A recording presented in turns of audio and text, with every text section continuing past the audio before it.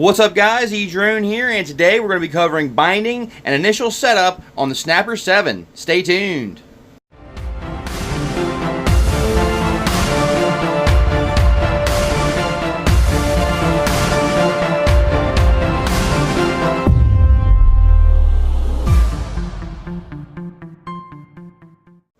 In order to bind the Snapper 7, the first thing you're going to need to do is make sure your batteries are charged up.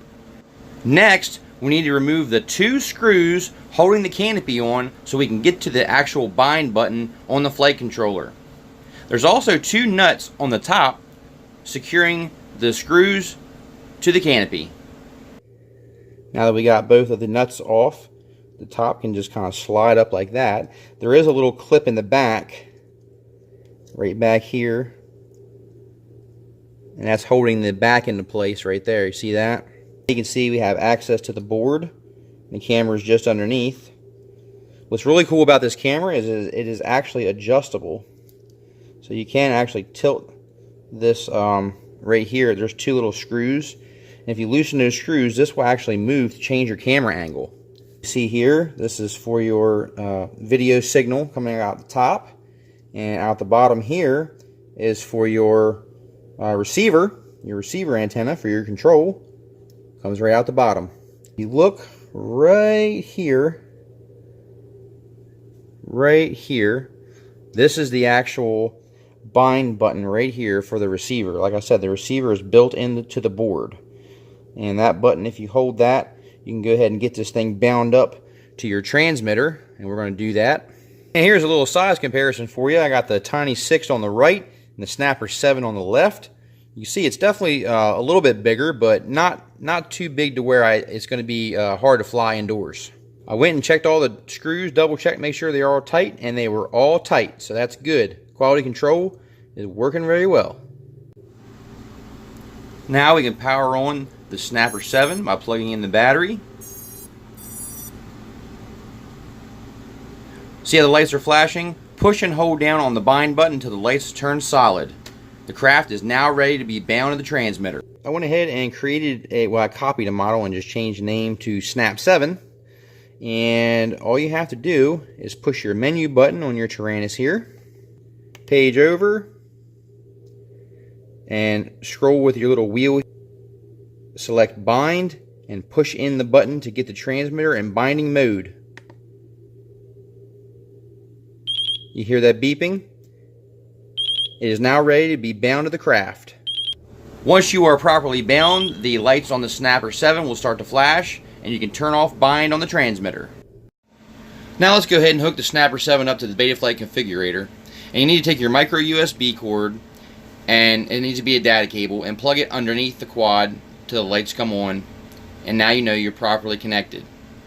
Here in the Betaflight configurator, let's take a look at the configuration tab and see how it's set up from the factory.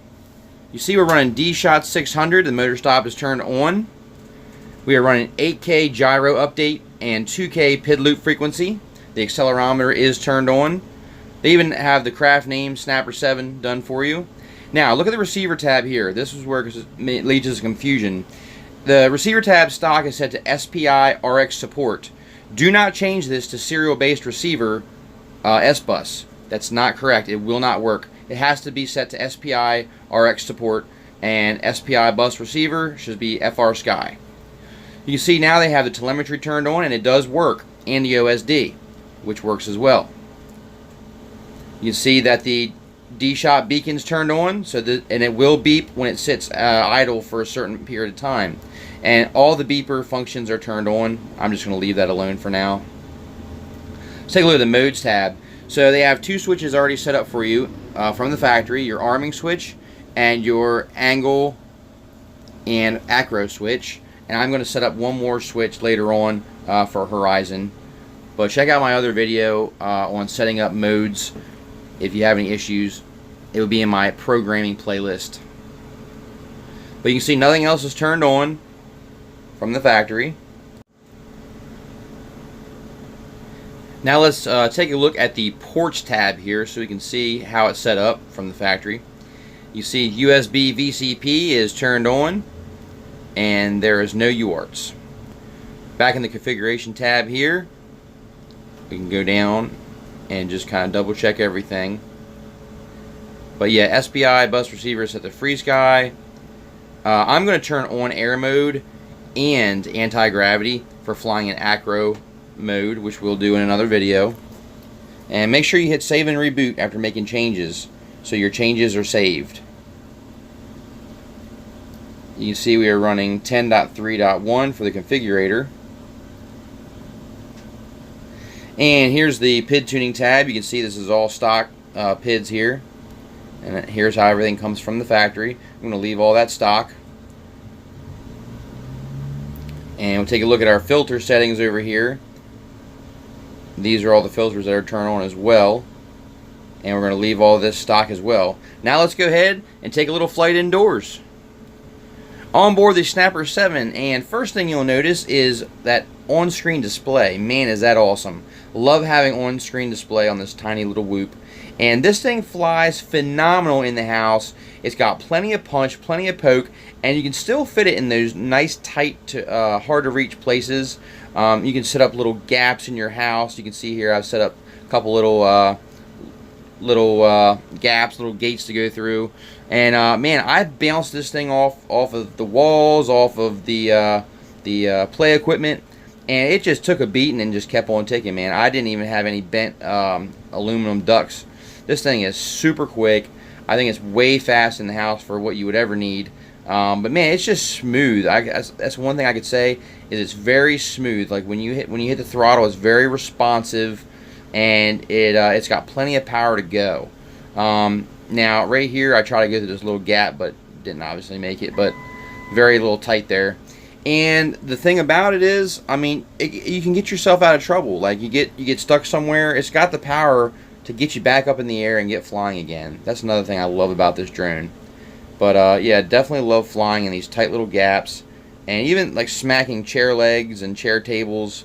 This thing just took a beating, and it flew just fine. I was getting excellent penetration with my FPV signal through the house, through the walls. The 25 milliwatt VTX is working great.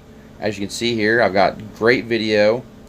The battery, I think, wasn't charged completely, because these are the high volt cells, and I charge them to a normal voltage, so you can definitely get more flight time out of these batteries if you charge them with a high voltage.